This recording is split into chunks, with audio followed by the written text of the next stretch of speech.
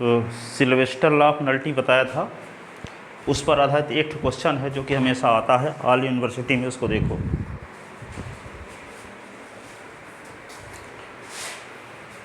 Linear algebra BCA third year paper first,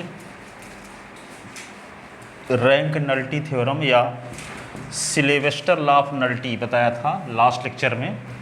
अब यहाँ पे इस पर आधारित एक क्वेश्चन है और वो क्वेश्चन ये है, so that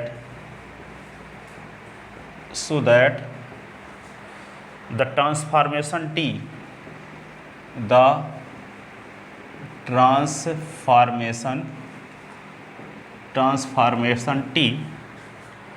defined below from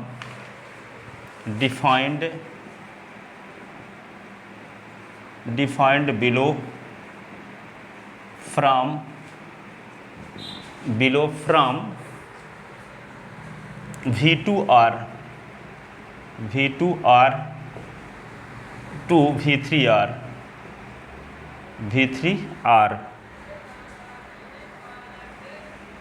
और linear transformation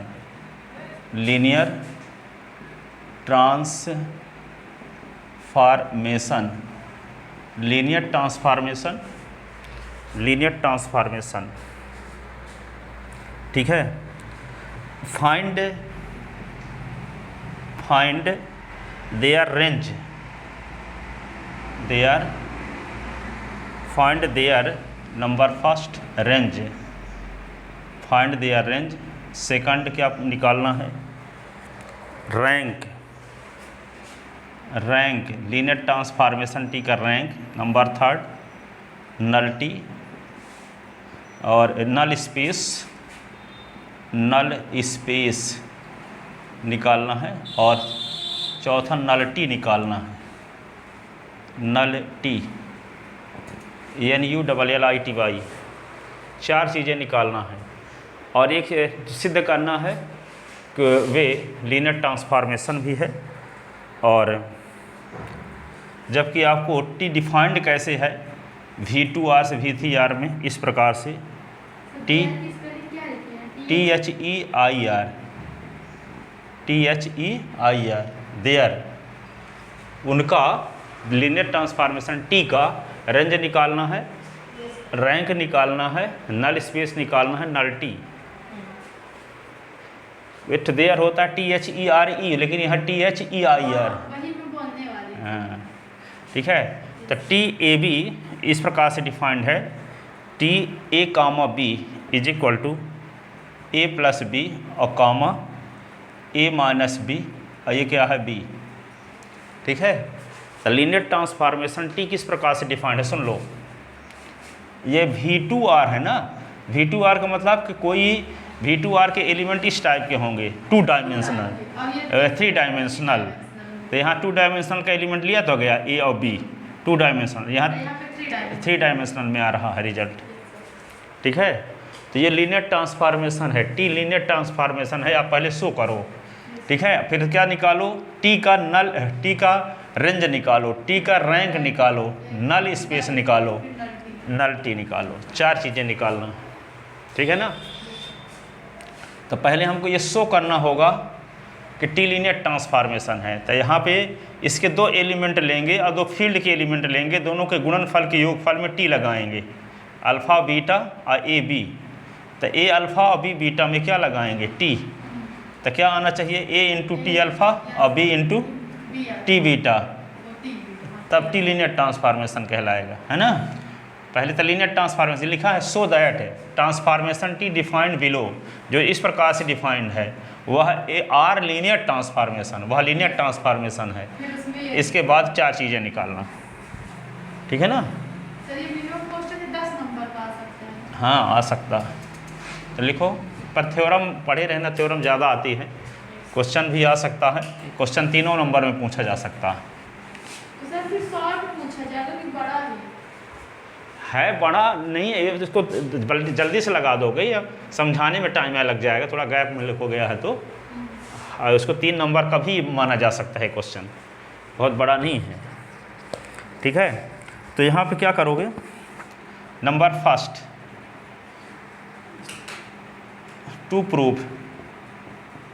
to proof T is linear transformation,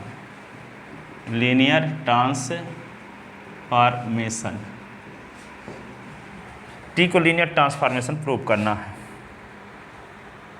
ठीक है, तो क्या करते हैं, let alpha is equal to A1 B1 and alpha 2 is equal to A2 B2 belong in V2R के दोनों एलिमेंट हैं। ठीक है, एंड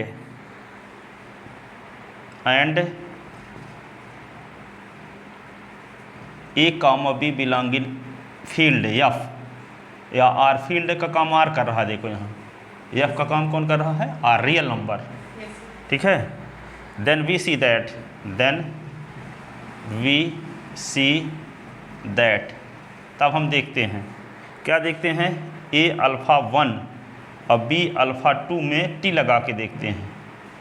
ठीक है, कि लीनियर ट्रांसफॉर्मेशन की कंडीशन को फॉलो करता है कि नहीं। तो क्या लिखेंगे, T तो लिखे रहोगे यहाँ पे, A लिखे रहो, अल्फ़ा 1 का पूरा नाम लिखो, A1 कामा B1 और A2 कामा B2, ऐसे लिख दिए। ठीक है ना, ऐसे। अब इसी को क्या लिख देंगे, T, A का अंदर गुना कर दो तो A1 कामा B1, ऐसे।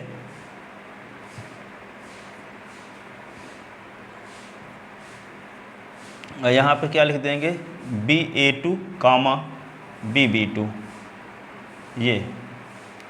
अब जानते हो कि कोई आपसे कहे कि S1/1 और S2/2 को जोड़ो, तो आप कैसे जोड़ते हो, इसका फर्स्ट कंपोनेंट इसके फर्स्ट कंपोनेंट के साथ, इसका सेकंड कंपोनेंट इसके सेकंड कंपोनेंट के साथ, तो क्या हो जाता है, S1 प्लस S2 और ये होगा Y1 प्लस Y2, ऐसे जुड़ता है। दो क्रमित युग्म को जोड़ना है तो ऐसे जुड़ता है। ठीक है, तो यहाँ पे इसको जोड़ना है, तो इसका फर्स्ट कंपोनेंट इसके फर्स्ट कंपोनेंट के साथ जुड़ेगा और इसका सेकंड कंपोनेंट इसके सेकंड कंपोनेंट के साथ जुड़ेगा, कामा लगने के बाद, है ना। तो यहाँ पे T रहने दो और ये क्या कर दोगे, ये हो जाएगा A1 और प्लस BA2 और ये क्या होगा, AB1 प्लस BB2, ये हो गया, जुड़ गया। अब देखो T की परिभाषा लगाओ, A और B में जब T लगता है तो दोनों का प्लस करता है, फिर दोनों का डिफरेंस करता है और तीसरे में सेकंड कंपोनेंट हो जाता है, यही ना। तो यहाँ पे A का काम ये कर रहा है और B का काम ये कर रहा है, तो जब T लगाओगे तो क्या होगा, एक बार इन दोनों का सम, फिर कामा इन दोनों का डिफरेंस, फिर कामा, फिर ये, यही ना। तो क्या लिखें यहाँ पे, A1 plus BA2 plus AB1 plus BB2, ये हुआ। फिर क्या लिखेंगे, A1 BA2 minus AB1 minus BB2, फिर क्या लिखेंगे, AB1 और BB2, ऐसे। ठीक है, अब इसको क्या करेंगे, इसको पहले इकट्ठा करेंगे, फिर इन दोनों को इकट्ठा करेंगे, इन दोनों को इकट्ठा करेंगे, फिर इन दोनों को इकट्ठा करेंगे। तो इसको ऐसे लिखते हैं, देखो यहाँ पे जिसके साथ A है उनको पहले लिखे लेते हैं। ठीक है, क्या लिख लेते हैं, A1 प्लस AB1, ये होगा BA2 BB2, ऐसे। फिर क्या होगा, A1 minus AB1 BA2 minus BB2, ऐसे। AB1 प्लस BB2, ऐसे। ठीक है, अब हम क्या करेंगे, इसको हम ऐसे लिख सकते हैं, देखो सुनो, अब क्या करेंगे हम, इसको लिखो पहले, ये लिखो और ये, फिर प्लस लगा के इसको लिखो, ये लिखो और ये। सर काट नहीं सकते हैं? क्या काटोगे, कटेगा कौन? सर BB2 प्लस और BB2 माइनस नहीं कटेगा? यहाँ कोई AB1 है और AB1 प्लस में कहाँ है? नीचे देखिए, A1 है, ये AB1 है, A1 है, ये AB1 है। तो वो वहाँ से और यहाँ से नहीं काट सकते हैं? काहे काटोगे, ये तो कामा लगा हुआ है। अच्छा मतलब जब साथ में प्लस माइनस रहते तब कटता है। अरे काटोगे का है, यहाँ पे ये देखो एक ऑर्डर पेयर ये है इस टाइप का, ठीक है। तो यहाँ पे काटना थोड़ी है, यहाँ पे इन एलिमेंट को जोड़ना है S1/1 को, यहाँ माइनस लगा है S1/1, तो काटना थोड़ी है इनको। काटा कब जाता है जब कोई संख्या हो, यहाँ पे लिखा, यहाँ तक कामा लगा हुआ है ना यहाँ पे। अरे इसको काटने वाली कंडीशन कहाँ आ रही है? इसको कहाँ काट रहे हैं? इक्वल थोड़ी लगा कि यहाँ इक्वल लगा तो ये सेम है तो कट जाएगा। तो सर मैं थोड़ा वही थोड़ा समझ रही थी, जैसे वहाँ पे BB1 प्लस में है ना, और फिर इस वाले चैप्टर में जब माइनस किए हैं तो माइनस BB2 हो गया है। तो कहाँ काटने के चांस नहीं है, इक्वल उक्वल कहीं लगे नहीं है। तो वही मतलब। चलो देखो, तो इसको क्या करेंगे, इसको पहले लिख लो, कामा लगाओ, इसको लिख लो, फिर इसको, ठीक है, और फिर प्लस, फिर इसको लिखो, कामा लगाओ, इसको लिखो, फिर इसको कामा। मतलब ये दोनों के साथ लिखेंगे। अरे यहाँ पे हम कहना ये चाहते हैं, लिखो x1 प्लस s2 है यहाँ पे, ठीक है, y1 प्लस y2 है यहाँ, ठीक है, और z1 प्लस z2 है, ऐसे। तो इसको हम क्या लिख सकते हैं, इसको ये लिख सकते हैं x1 y1 z1, x1 y1 z1 और प्लस s2 y2 z2, ये लिख सकते हैं। तीन ट्रिपल को, जैसे मान लो एक ट्रिपल ये भी है, एक ट्रिपल ये भी है, तो दो ट्रिपल को जोड़ना है तो करेस्पोंडिंग कंपोनेंट जोड़ते हैं, ठीक है, संगत घटक जोड़ते हैं, ठीक है। तो यदि मान लो ये दिया है तो हम ये लिख सकते हैं, ये दिया है तो ये लिख सकते हैं। तो दिया क्या है, ये वाली कंडीशन दी गई है, s1 प्लस s2 कामा y1 प्लस y2 कामा z1 प्लस z2, ये दिया है। तो हम लिखना ये चाहते हैं, ठीक है। तो इसका पहला, इसका पहला, इसका पहला लिख लिए यहाँ, फिर प्लस लगा कि इसका दूसरा, इसका दूसरा, इसका दूसरा लिख लिए यहाँ। तो यहाँ पे क्या है, पहला घटक ये है, इसका पहला घटक ये है, इसका पहला घटक ये है, और फिर प्लस लगाएंगे, फिर प्लस लगाएंगे, फिर इसका दूसरा घटक, इसका दूसरा घटक, इसका दूसरा घटक, ठीक है। तो ये देखते हैं आ रहा कि नहीं आ रहा, इतना इम्पॉर्टेंट चीज़ है। पता चला कि आ नहीं रहा, उसमें आ तो रहा है, अब ऊपर लिखते हैं।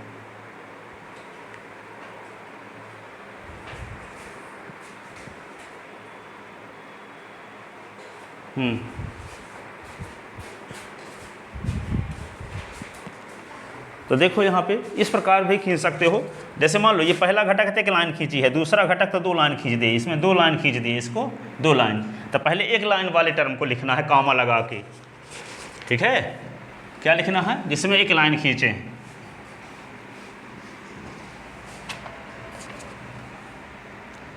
अब a1 और a1 लिख दिए, और कामा, फिर a1 माइनस a1 लिख दिए, फिर क्या लिख दिए a1, और प्लस, प्लस क्या लिखेंगे अब a2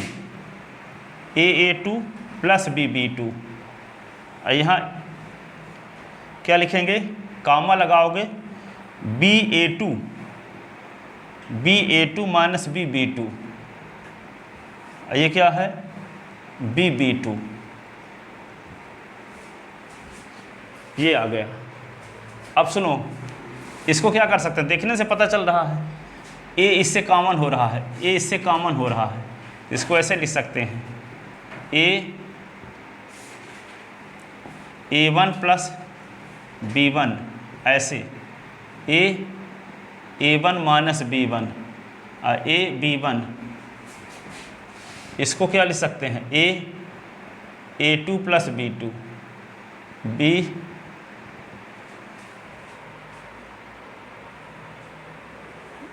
ये गलत लिख दिए ना हम, ये ba2 है ना, अब माइनस b2, यानी ba2 है ये, तो हम a लिख दिए हैं, b है, तो b दोनों से कॉमन।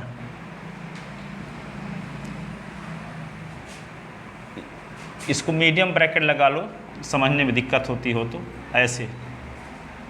और यहाँ अच्छा बड़ा वाला रहता है वो वाला, नहीं ठीक है। अब यहाँ पे क्या करोगे a2 माइनस b2, अब छोटा के पहले मीडियम ही लगता है, बड़ा पर लगा दो तो बीच में तो मिस रहेगा एक ठो। अब यहाँ पे क्या होगा B2, ये नहीं है कि जो मन हो वे लगा दो। अब सुनो, इसको क्या कर सकते हैं, देखने से पता चल रहा है कि तीनों कंपोनेंट से क्या कॉमन है A, ठीक है, और इसमें तीनों कंपोनेंट से क्या है कॉमन B। तो A को बाहर निकाल लो, तो A को जब बाहर निकाल लोगे तो बचेगा क्या A1 प्लस B1, ये क्या होगा A1 माइनस B1, और यहाँ क्या बचेगा B1। अब क्या लिखोगे इसको, B कॉमन लेने के बाद क्या बचा A2 plus B2, A2 minus B2, और ये होगा B2, ठीक है।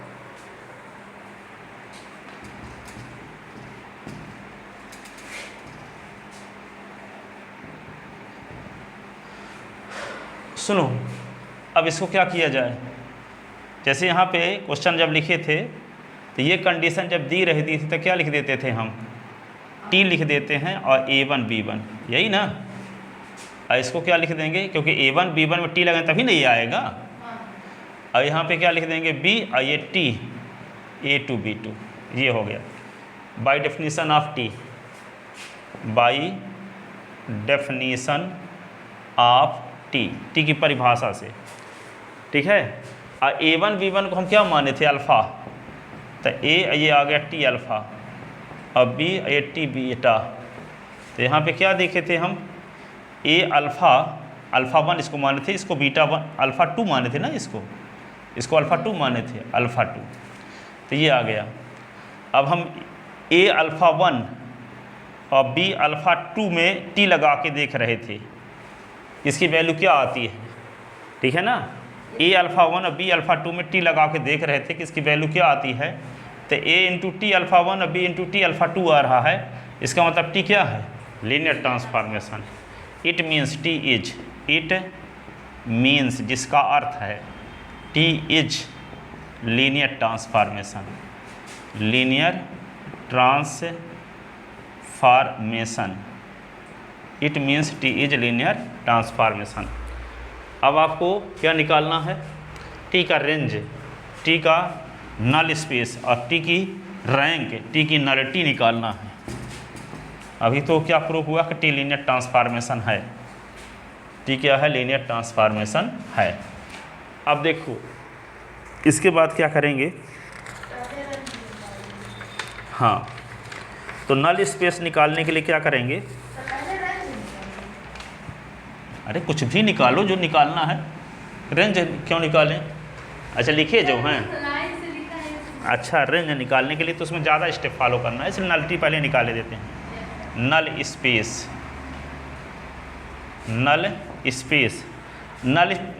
और नलिटी एक साथ निकलेंगी, नल स्पेस और नलिटी। तो let alpha is equal to A comma B, alpha is equal to A comma B belong in V2R such that, ठीक है, T alpha is equal to 0। Null space तो की परिभाषा क्या है आपको सुनो, यहाँ दो वेक्टर स्पेस हैं, एक वेक्टर स्पेस क्या है V2R और दूसरा वेक्टर स्पेस क्या है V3R, ठीक है। अब इन दोनों के बीच में मैपिंग डिफाइंड है कौन, लीनियर ट्रांसफॉर्मेशन T, ठीक है। तो आपको नल स्पेस की या कर्नल की क्या परिभाषा बताई गई थी कि V2R के उन एलिमेंट का कलेक्शन, V2R के उन एलिमेंट का कलेक्शन जो V3R के आइडेंटिटी एलिमेंट से रिलेटेड हो, T का कर्नल या T का नल स्पेस कहलाता है, T का नल स्पेस, ठीक है। तो यहाँ पे अल्फ़ा एलिमेंट लेते हैं V2R का हम, जो V2R का है तो 2 डायमेंशनल होगा कि नहीं। अब इसमें हम T लगाते हैं और T लगाने से 0 आता है, ठीक है। तो अल्फ़ा का मान क्या आएगा, अल्फ़ा का मान जो आएगा वो T के नल स्पेस का एलिमेंट हो जाएगा। जो एलिमेंट यहाँ V3R के जीरो एलिमेंट से या आइडेंटिटी एलिमेंट से रिलेटेड हैं, वे होते हैं टी के नल स्पेस में, ठीक है, नल स्पेस में, ठीक है। तो टी अल्फ़ा में V2R का एक एलिमेंट लिए अल्फ़ा जो इस प्रकार से डिफाइंड होगा A, B, क्योंकि V2R 2 डायमेंशनल है, ठीक है। अब इस एलिमेंट में हम लगा दिए T, तो 0 डैश के बराबर करें हैं हम। अब इसको देखेंगे कि अल्फ़ा की वैल्यू आती क्या है, ठीक है, जो 0 डैश से रिलेटेड है, और जो अल्फ़ा की वैल्यू आती होगी वे किसका एलिमेंट होगा, टी के नल स्पेस का एलिमेंट होगा, ठीक है। क्योंकि जो 0 से रिलेटेड होता है, ठीक है, दूसरे वेक्टर स्पेस के आइडेंटिटी एलिमेंट से जो रिलेटेड होता है V2R का जो एलिमेंट, वे होता है टी के नल स्पेस का एलिमेंट, ठीक है, नल स्पेस का एलिमेंट। तो हम अल्फ़ा में टी लगाते हैं तो 0 डैश आता है, ये मानकर चलते हैं। अब ये देखते हैं कि अल्फ़ा की वैल्यू क्या आती है, अल्फ़ा की वैल्यू क्या आती है, ये देखते हैं, ठीक है। तो अल्फ़ा के स्थान पे यहाँ क्या लिखेंगे, टी, अल्फ़ा का पूरा नाम तो ये है ना, A, B, तो क्या लिख देंगे A, B is equal to 0, ठीक है। अब देखो यहाँ पे, अब 0 क्या है, V3R का आइडेंटिटी एलिमेंट है, तो जब 0 V3R का आइडेंटिटी एलिमेंट है तो इस टाइप का होगा ना, 0, 0, ऐसे 0 का पूरा नाम जब लिखोगे तो ऐसे लिखोगे। तो यहाँ भी लिख देते हैं 0, 0, ठीक है। अब देखो यहाँ पे टी की परिभाषा लगाओगे तो टी की परिभाषा से क्या होगा, A + B, A - B और B होगा टी की परिभाषा से। तो क्या होगा, A + B, A - B और B, टी की परिभाषा लगा दिए। यहाँ 0, 0, ठीक है। इसका मतलब क्या हुआ, तुलना करो अब, तो A + B का मान होगा 0, पहला कंपोनेंट के बराबर, A - B सेकंड कंपोनेंट के बराबर और B 0 के बराबर। तो B का मान जब 0 है तो यहाँ रख दो, तो A - 0 बराबर 0, तो A का मान भी 0, ठीक है। तो A और B दोनों 0 आ गया, ठीक है। इसका मतलब 0, 0 एलिमेंट केवल डिफाइंड है, पर 0, 0 एलिमेंट का इमेज V3R में 0, 0 है, बाकी किसी का नहीं है, ठीक है। इसका मतलब ये हुआ कि V2R का मात्र 0, 0 एलिमेंट ऐसा एलिमेंट है जो V3R के आइडेंटिटी एलिमेंट से रिलेटेड है। तो V2R का जो एलिमेंट V3R के आइडेंटिटी एलिमेंट से रिलेटेड होगा वह टी के नल स्पेस का एलिमेंट या टी के कर्नल का एलिमेंट कहलाएगा। तो टी के नल स्पेस में मात्र 0 एलिमेंट रहेगा, टी के नल स्पेस में मात्र 0 एलिमेंट रहेगा, क्योंकि हम एक एलिमेंट लेते भी हैं V2R का और उसमें टी लगा के आइडेंटिटी एलिमेंट के बराबर बर्थ करते हैं, तो वो उसकी वैल्यू किसके बराबर आ जाती है, A की वैल्यू 0, B की वैल्यू 0। तो ये अल्फ़ा का मान जो A, B माने थे, देखो अल्फ़ा का मान A, B माने थे, तो A का मान भी ना 0 है और B का मान भी 0 है। इसका मतलब अल्फ़ा बराबर 0, 0 आ गया, अल्फ़ा बराबर क्या आ गया। तो इसका मतलब ये हुआ अल्फ़ा बराबर जो AB था वे क्या हो गया, 0, 0। तो जो V3R के आइडेंटिटी एलिमेंट से जो एलिमेंट रिलेटेड है टी के द्वारा, तो वह मात्र V2R का आइडेंटिटी एलिमेंट ही है, इसके अलावा कोई दूसरा एलिमेंट नहीं है। इसका मतलब ये हुआ कि टी के नल स्पेस में मात्र 0 एलिमेंट है, टी के नल स्पेस में क्या है, 0 एलिमेंट है, ठीक है। तो alpha is equal to 0, 0 is equal to 0, ठीक है। तो इट मीन्स है null space of T singleton set 0, it means null space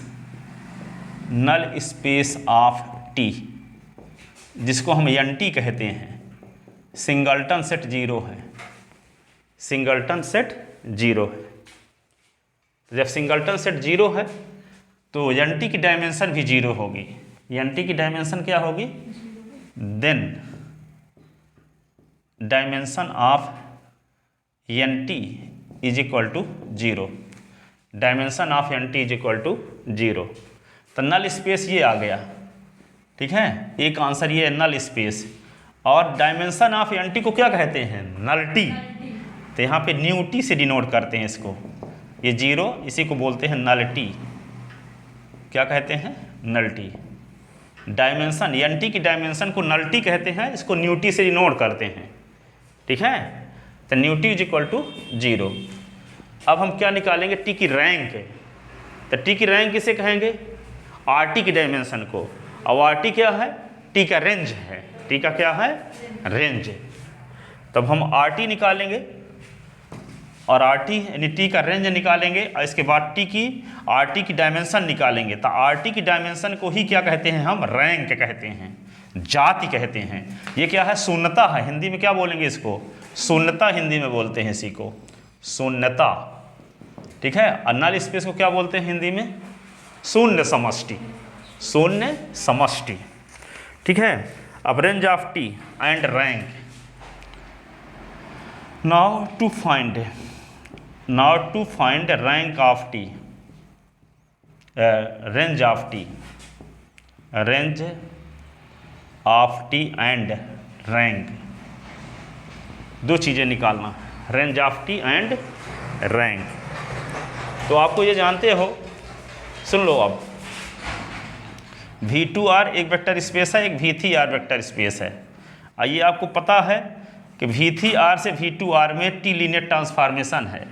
ठीक है, तो आपको तो V2R को कहेंगे लीनियर ट्रांसफॉर्मेशन टी का डोमेन, और V3R को कहेंगे लीनियर ट्रांसफॉर्मेशन टी का रेंज, कोडोमेन।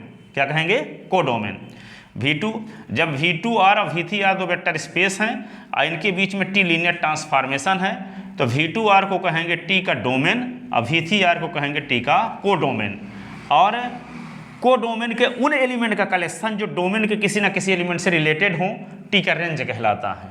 टी का रेंज, जो एलिमेंट V2R के V3R के जो एलिमेंट V2R के किसी न किसी एलिमेंट से रिलेटेड रहेंगे, उनका जो समुच्चय होगा, उनका कलेक्शन जो होगा, वे कहलाएगा टी का रेंज, जिसको हम RT से डिनोट करते हैं। ठीक है, तो कौन एलिमेंट होंगे, जो एलिमेंट V3R के V2R के किसी न किसी एलिमेंट से रिलेटेड होंगे, वे टी के रेंज में होंगे, टी के रेंज में। तो इसको हम समुच्चय निर्माण की दो विधियां हैं, एक आप पढ़े थे सारणीबद्ध रूप, एक क्या पढ़े थे, समुच्चय निर्माण रूप। ठीक है, तो सारणीबद्ध रूप में अवयवों को ऐसे लिखा जाता है कामा लगा के, जैसे A, E, I, O, U ऐसे लिखा जाता है कामा लगा के एलिमेंट को, और उसमें लिखा जाता है S such that S is vowels of English alphabet. ठीक है, तो ये क्या होगा, कॉमन एलिमेंट लिखा जाता है। तो हम कॉमन एलिमेंट के समुच्चय निर्माण रूप में लिखना चाहते हैं रेंज ऑफ टी को, तो कैसे लिखेंगे, R T is equal to ऐसे लिख देंगे को ऐसे एलिमेंट का कलेक्शन, यानी बीटा बिलोंगिंग क्या, आर V3R, और जिसके लिए beta is equal to T alpha. ठीक है, और फॉर सम अल्फा बिलोंगिंग क्या, V2R। ठीक है, तो बीटा टाइप के एलिमेंट का कलेक्शन क्या है, RT है। ठीक है, देखो बीटा एलिमेंट जो किसका एलिमेंट है, V3R का, तो वे बीटा एलिमेंट का कलेक्शन जो बीटा V2R के किसी अल्फा से टी के द्वारा जुड़ा हो, संबंधित हो, जिसमें टी लगाते हो जिस अल्फा में। ठीक है, अल्फा कोई ना कोई एलिमेंट ऐसा होना चाहिए V2R में जिसमें टी लगाएं तब बीटा आएगा, तभी वह बीटा RT के एलिमेंट कहलाएगा। इसका मतलब क्या हुआ, दूसरे शब्दों में ये बोलना है कि V3R के उन एलिमेंट का कलेक्शन जो V2R के किसी न किसी एलिमेंट से रिलेटेड है। ठीक है, V3R के उन एलिमेंट का कलेक्शन या V3R के उन एलिमेंट बीटा का कलेक्शन जो बीटा V2R के किसी अल्फा से संबंधित हो। ठीक है, किसी अल्फा से संबंधित हो। ठीक है, तो ये कहलाएगा टी का रेंज। क्या कहलाएगा, टी का रेंज। अब ये जानते हो V2R के किसी एलिमेंट में जब टी लगाते हो तो वह क्या कहलाता है, RT का एलिमेंट। तो अब V2R का स्टैंडर्ड बेसिस क्या होता है, जैसे V2R है V3R है, तो यहाँ पे मान लो V2R है तो इसका स्टैंडर्ड बेसिस ये होता है 1001। ठीक है, यदि मान लो V3R है तो इसका स्टैंडर्ड बेसिस क्या होता है 1000 और ये 001, ये स्टैंडर्ड बेसिस होता है V3R का। ठीक है, अब कोई कहे कि V4R का स्टैंडर्ड बेसिस क्या होगा, तो क्या बोलोगे 1000, फिर 0100, फिर क्या लिखोगे 0010, फिर क्या लिखोगे 0001, ये होता है स्टैंडर्ड बेसिस।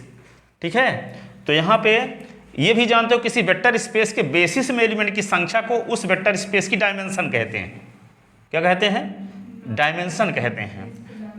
ठीक है, किसी वेक्टर स्पेस के बेसिस में एलिमेंट की, किसी वेक्टर स्पेस के स्टैंडर्ड बेसिस में एलिमेंट की संख्या को उस वेक्टर स्पेस की डायमेंशन कहते हैं। ठीक है, तो यहाँ पे V2R के किसी एलिमेंट, ये तो जानते हो कि V2R का स्टैंडर्ड बेसिस ये होगा S बराबर क्या 1001, ये ना होगा। अब इन एलिमेंट में हम T लगाएंगे, तो 10 में T लगाएंगे और 01 में T लगाएंगे, तो जो एलिमेंट प्राप्त होंगे वे एलिमेंट किसको जन्म देंगे, RT को जन्म देंगे। किसको जन्म देंगे, RT, तो उन एलिमेंट से जनरेट होगा RT।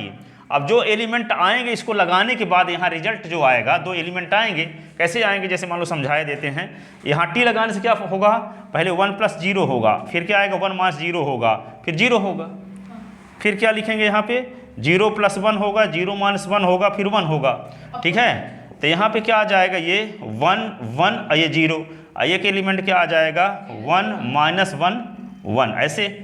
तो सर ऊपर भी फिर 8 माइनस होगा ना, ऊपर माइनस नहीं होगा, ऊपर माइनस, अच्छा हाँ 0 हाँ, अरे ये V2R का स्टैंडर्ड बेसिस है।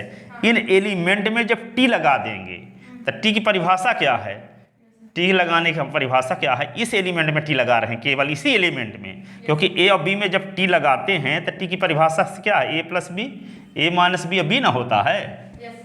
ठीक है, तो A का काम 1 कर रहा है, B का काम 0, तो 1 0 में T लगाएंगे तो 1 + 0 1 - 0 0, सेकंड कंपोनेंट यहाँ रहता है।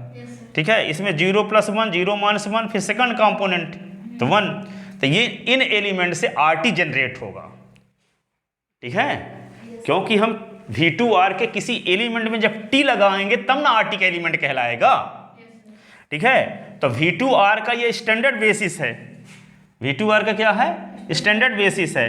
तो इन एलिमेंट में ये एलिमेंट तो निश्चित रूप से V2R में होंगे, तो जब V2R में ये एलिमेंट होंगे तो इनमें T जब लगा देंगे तो किसका एलिमेंट कहलाएगा, RT का। किसका एलिमेंट कहलाएगा, RT का, T के रेंज का एलिमेंट कहलाएगा। तो RT का जन्म इन एलिमेंट से होगा, क्योंकि V2R का जन्म इन एलिमेंट से हो रहा है। ठीक है ना, तो जब V2R का जन्म इन एलिमेंट से हो रहा है तो RT का जन्म इन एलिमेंट से होगा। अर्थात यहाँ पे लिख सकते हैं RT = linear span of this collection. जैसे मान लो इसको S1 कह लें और इसके एलिमेंट लिख लें 1 0 1 1 0, ये होगा 1 - 1 1। ठीक है, तो यहाँ पे RT = linear span of S1 लिखना पड़ेगा। ठीक है, इन अवयवों से, इस सेट के अवयवों के लीनियर कॉम्बिनेशन के फॉर्म में लिखा जा सकेगा RT का हर एक एलिमेंट, RT का हर एक एलिमेंट। ठीक है, तो यदि हम ये दिखाने में कामयाब हो गए कि S1 के वेक्टर लीनियर इंडिपेंडेंट हैं तो S1 क्या हो जाएगा, RT का बेसिस हो जाएगा।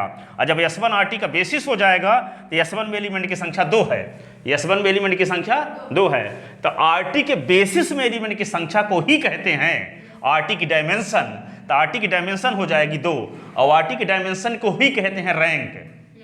क्या कहते हैं, रैंक कहते हैं। ठीक है, तो ये RT तो लिख दिए यहाँ पे, T का रेंज, T का रेंज आ गया। अब हम निकालना क्या चाहते हैं, T की रैंक निकालना चाहते थे। T की रैंक निकालने के लिए क्या निकालना पड़ेगा, RT के बेसिस में एलिमेंट की संख्या कितनी है, RT के बेसिस में एलिमेंट की संख्या कितनी है। तो ये तो पहले से जानते हो कि V2R का स्टैंडर्ड बेसिस क्या होता है। V2R का स्टैंडर्ड बेसिस होता है ये S = 1 0 0 1। अब ये V2R के स्टैंडर्ड बेसिस में जब T लगा देंगे तो क्या आ जाएगा, RT का बेस जो जिससे बनेगा वे एलिमेंट का कलेक्शन आएगा। ठीक है, तो यहाँ पे इन दोनों एलिमेंट में हम T लगा दिए, तो जो एलिमेंट प्राप्त हुए ये एलिमेंट है, इसका एक सेट बना लिए, उसका नाम S1 रख लिए। तो S1 से RT जनरेट होगा। किससे जनरेट होगा, T S1 से जनरेट होगा। क्यों, क्योंकि V2R S से जनरेट हो रहा है, और S के एलिमेंट में T लगाने से ये एलिमेंट आए हैं। ठीक है, S के एलिमेंट में T लगाने से ये एलिमेंट आए हैं, तो RT जनरेट होगा S1 से। ठीक है, अर्थात RT का हर एक अवयव S1 के वेक्टर के लीनियर कॉम्बिनेशन के फॉर्म में लिखा जा सकेगा। तो ऐसी कंडीशन को हम लिख देते हैं RT = linear span of S1, RT = linear span of S1। यदि हम ये दिखाने में कामयाब हो गए कि S1 के वेक्टर लीनियर इंडिपेंडेंट हैं, ठीक है, तो ऐसी कंडीशन में S1 बेसिस हो जाएगा किसका, RT का। और जब S1 बेसिस हो जाएगा RT का तो S1 में जितने एलिमेंट होंगे उनकी संख्या कहलाएगी RT की डायमेंशन। तो तो S1 में 2 एलिमेंट हैं, तो RT की डायमेंशन क्या हो जाएगी 2, और RT की डायमेंशन को ही कहते हैं T का रैंक। T का रैंक कहते हैं, ठीक है, T का रैंक, ठीक है। तो आंसर छोटा आ रहा है, पर है तो गागर में सागर ना सर। अब वही बात है कि आप पढ़ा रहे समझ में आ रहा, और अभी अगर परीक्षा देने में देखते तो एक बार देख लेते लगता है कौन लगाए, बहुत बड़ा है। हाँ, ये अब तुरंत पढ़ोगे, 3-4 दिन तक देखते ही रहोगे तब ये समझ में आए। ऐसा ही होता है। नहीं, ये जो थ्योरम अभी बताए ना है, क्योंकि 24 घंटे के अंदर रिवीजन जब करोगे तो उसका इंक्रीज होता है आप, और 24 घंटे के बाद रिवीजन करने से वो फिर नीचे चला जाता है अभी, ठीक है। जिसको लगातार 3-4 दिन तक देते रहोगे तो पूरी चीज़ इसी प्रकार बोल सकोगे आप, ठीक है। नहीं तो आप समझ में आएगा, 15 दिन बाद खोलोगे तो सब भूल जाएगा क्या बताए थे यहाँ, ठीक है। तो यहाँ पे क्या होगा, since standard basis of V2R B S is equal to 1001, ठीक है। गूगल पे फॉर बिजनेस में 40 रुपए सो मिले। 10 में T लगाते हैं और 01 में T लगाते हैं, तो लगाए थे तो क्या आया था अभी 1 + 0 1 - 0 0।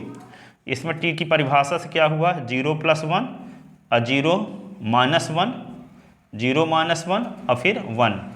तो इसको सॉल्व करने से क्या आया 1 1 0, और ये क्या आ गया 1 - 1 1, ठीक है। तो इम्प्लाइज इसको S1 मान लेते हैं, जिसके एलिमेंट हैं 1 1 0 और 1 - 1 1, ठीक है। तो clearly RT generated by S1, clearly स्पष्टतः, ठीक है ना, clearly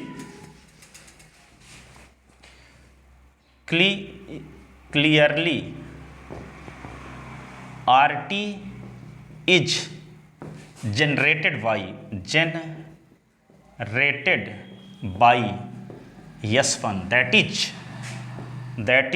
RT is equal to linear span of S1, अर्थात each element of RT can be expressed as linear combination of S1, ठीक है। that is each element of RT can be expressed as a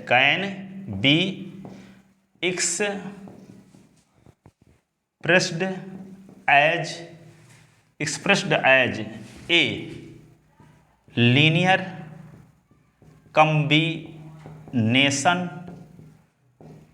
combination of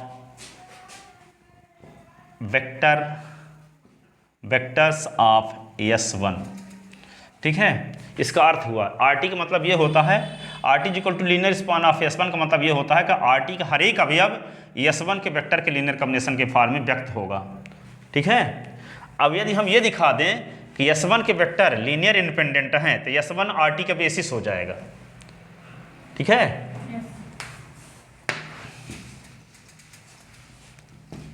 इसमें paper में यही होगा कि जब उसका नीचे हिंदी लिखा जाएगा समझेंगे तभी ये बनेगा। हिंदी में लिखा करें mix, to prove S1 is basis of to prove S1 is basis of RT, we have to show that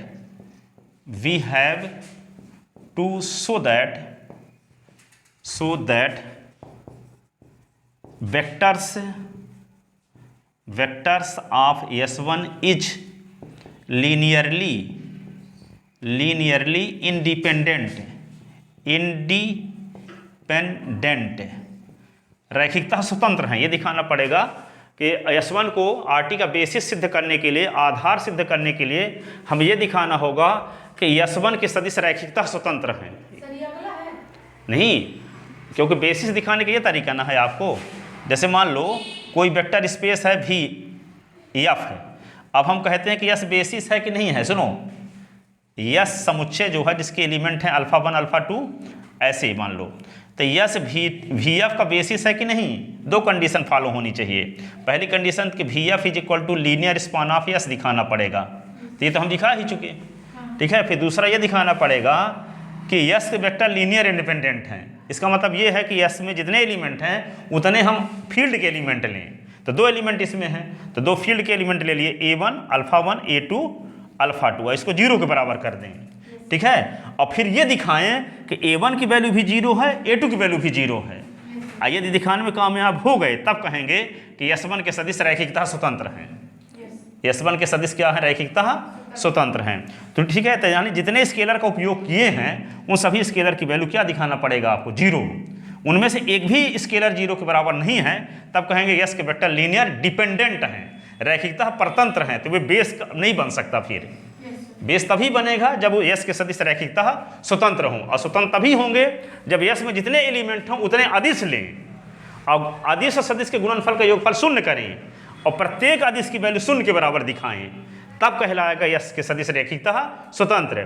तो जब दो कंडीशन फॉलो होती है यस में, पहला ये कि v का हर एक एलिमेंट यस के वेक्टर के लीनियर कॉम्बिनेशन के फॉर्म में लिखा जा सके, और दूसरा यस के वेक्टर लीनियर इंडिपेंडेंट हो, तब यस कहलाता है वी एफ का बेसिस, ठीक है।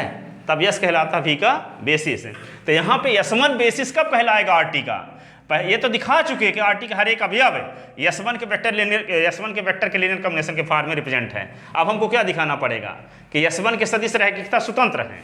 क्या दिखाना पड़ेगा, S1 के सदिश रैखिकतः स्वतंत्र हैं, वही दिखाना पड़ता। To prove S1 is basis of RT we have to show that vectors of S1 is linearly independent. तो देखो S1 में कितने एलिमेंट हैं, S1 में दो एलिमेंट है ना, तो दो फील्ड के एलिमेंट लेंगे, और फील्ड क्या है यहाँ R, क्यों, क्योंकि यहाँ पे V2R लिखा है और V3R लिखा है, तो जो कोष्टक के अंदर होता है वही फील्ड होता है। तो यहाँ फील्ड क्या है, R है, रियल नंबर। तो दो हम रियल नंबर क्या लेंगे, दो रियल नंबर लेंगे A और B, और A का गुणा अल्फा के साथ करेंगे, ये अल्फा 1 है ये अल्फा 2 है मान लो, तो alpha 1 A into alpha 1 B into alpha 2 is equal to 0 करके A और B की वैल्यू दोनों को 0 को सिद्ध करने में कामयाब हो जाएंगे।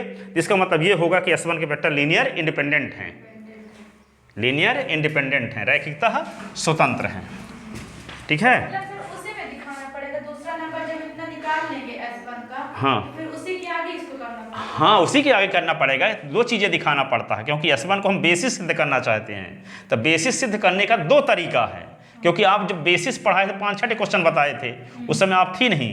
तो बेसिस सिद्ध करने का दो तरीका होता है, ठीक है। दो चीज कंडीशन दिखानी पड़ती है। ये दिखाना पड़ता है कि जिस का बेसिस को सिद्ध करने, हम S1 को RT का बेसिस सिद्ध करने जा रहे हैं ना, RT का बेसिस सिद्ध करने जा रहे हैं S1 को, तो RT का हर एक अवयव S1 के वेक्टर के लीनियर कॉम्बिनेशन के फॉर्म में रिप्रेजेंट होना चाहिए, और S1 के वेक्टर लीनियर इंडिपेंडेंट होने चाहिए, तब S1 बेसिस कहलाता है, ठीक है।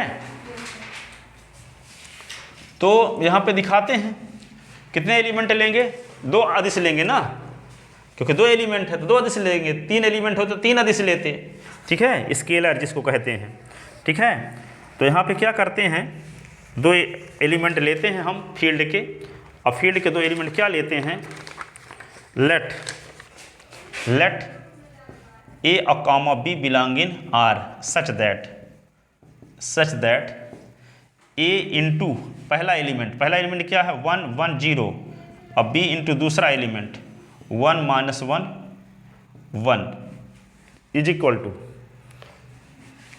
0 0 0, ठीक है ना।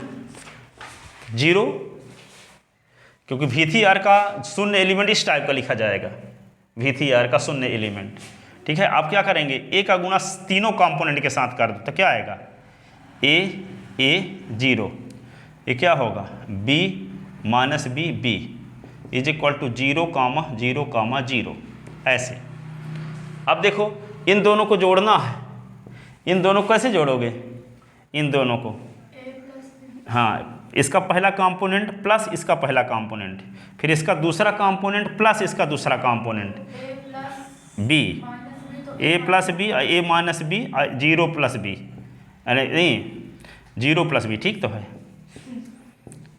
इसको लिखोगे ए प्लस माइनस बी लिखोगे वैसे, ऐसे ना, पहला कंपोनेंट प्लस इसका पहला कंपोनेंट था ए प्लस बी, ए और प्लस माइनस बी और 0 plus B is equal to, T नहीं लगा है यहाँ, जोड़ आ रहे हैं, ठीक है, और 0 कामा 0 कामा 0, अब ये आ गया।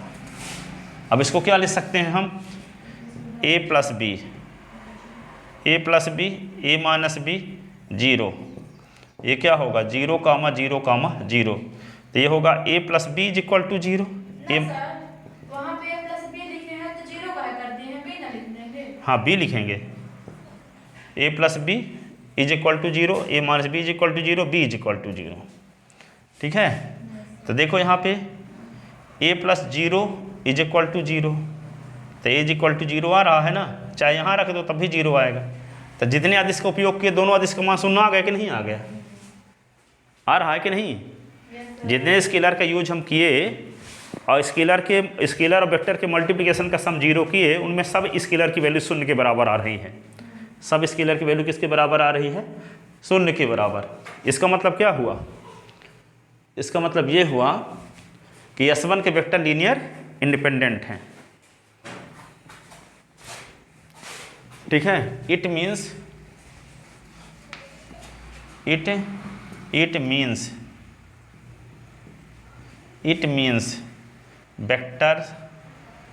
vectors of S1 is linearly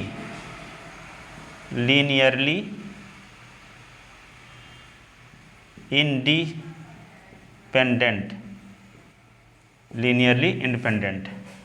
इसका मतलब क्या होगा कि S1 is basis of RT, S1 is implies S1 is basis of RT, S1 is basis of RT। इसका मतलब क्या होगा, dimension of RT is equal to क्या होगा, number of element in S1, number of element in S1। तो S1 में कितने element हैं, 2। देखो ना S1 में कौन कौन एलिमेंट थे, एक ये था एक ये था, तो यहाँ पे क्या लिख दोगे, इज इक्वल टू 2। तो डायमेंशन ऑफ RT को ही क्या बोलते हैं हम, डायमेंशन ऑफ RT को बोलते हैं T की रैंक, क्या बोलते हैं, रैंक ऑफ T। इसी को किससे डिनोट करते हैं, रोटी से डिनोट करते हैं, किससे डिनोट करते हैं, रोटी से, रोटी से, भात से नहीं ठीक है। तो क्या होगा, तो रोटी इज इक्वल टू क्या आ गया, टी की जाति, हिंदी में क्या लिखते हैं, टी की जाति, टी की जाति। तो टी की जाति क्या आ गई, 2, ठीक है। तो हेंस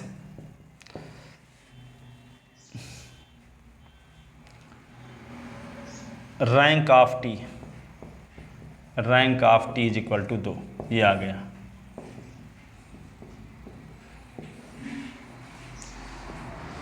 ठीक है ना।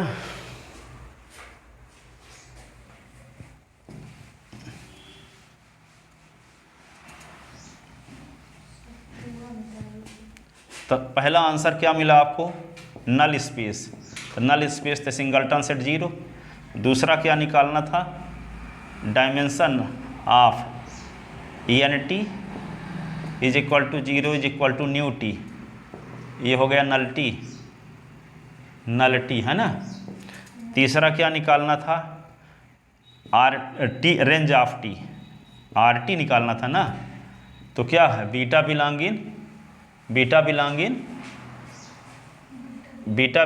V2 R such that beta is equal to T alpha, ठीक है।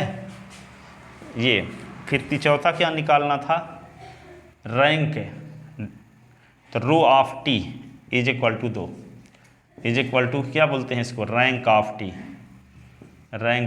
टी। तो चारों चीज़ें आ गई, ये आंसर हो गया, ठीक है। तो ये क्वेश्चन कंप्लीट हुआ।